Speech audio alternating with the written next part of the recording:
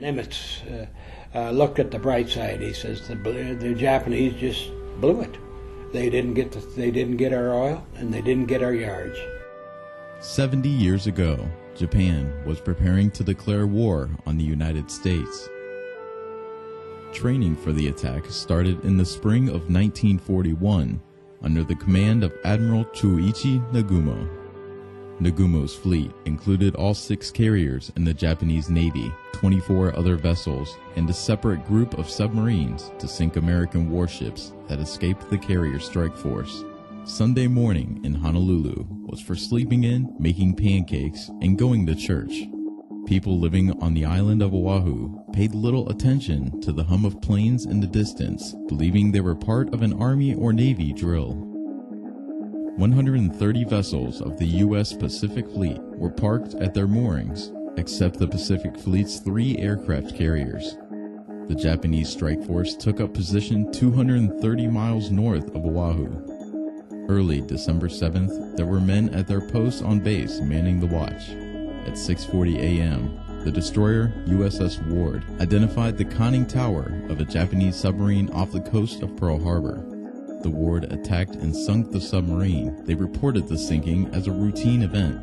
Also, before 7 a.m., the Opana Point radar station detected a large flight of aircraft approaching the island from the north. They thought the aircraft were a flight of B-17s coming from the mainland. The first wave of the Japanese carrier strike force had 183 aircraft. They attacked shortly before 8 a.m., hitting the base airfields and the fleet anchored in Pearl Harbor. The leader of the first attack wave sent coded messages back to Admiral Nagumo that the attack had begun.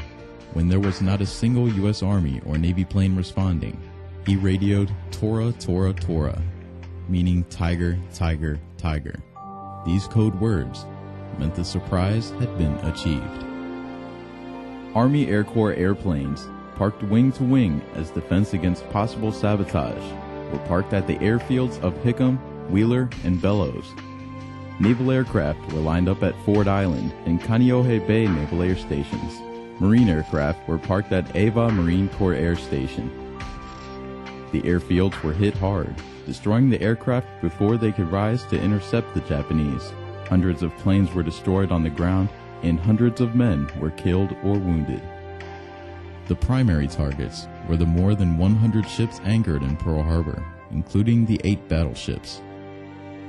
USS Nevada, with their commander ashore, flooding below decks, and against incredible odds, got underway and headed to the channel to cheers from witnesses.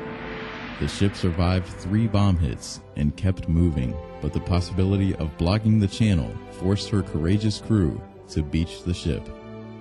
I was on the West Virginia, which was a battleship, and it was the first ship that was sunk at Pearl.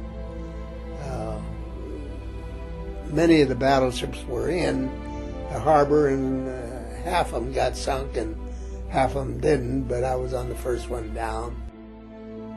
USS West Virginia took 6 aerial torpedoes and then sunk into Pearl Harbor.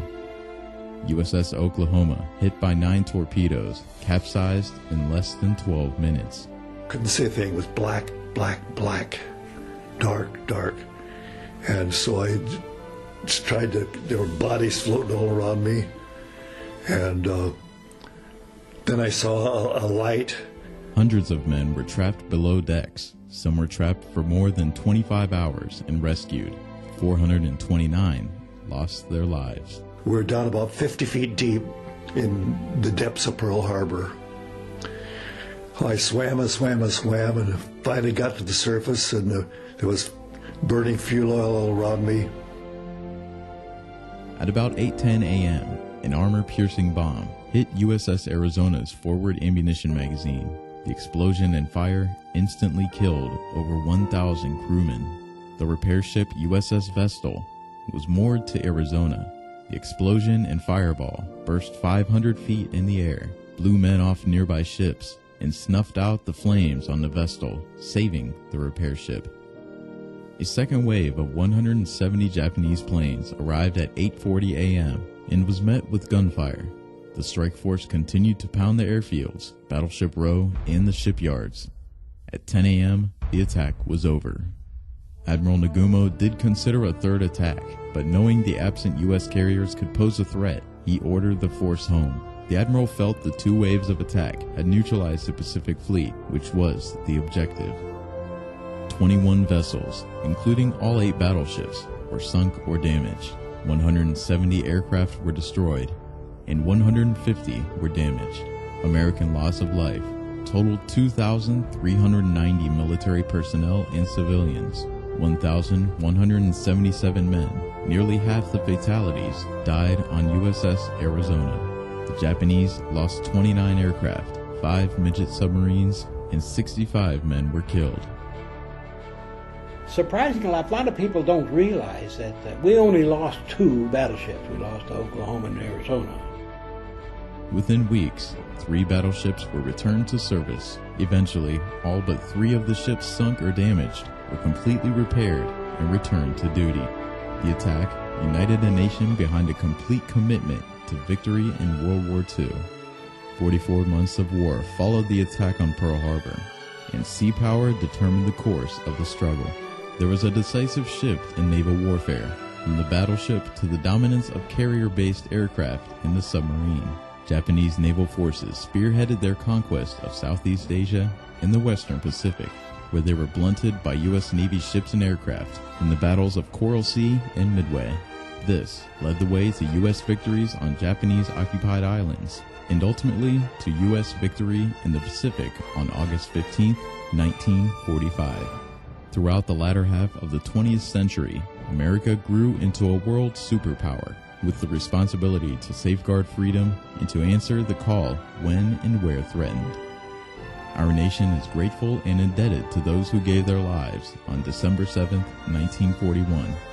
We remain steadfast to the cry, "Remember Pearl Harbor," with a strong Navy that provides security, stability, and sea power for our people and around the globe.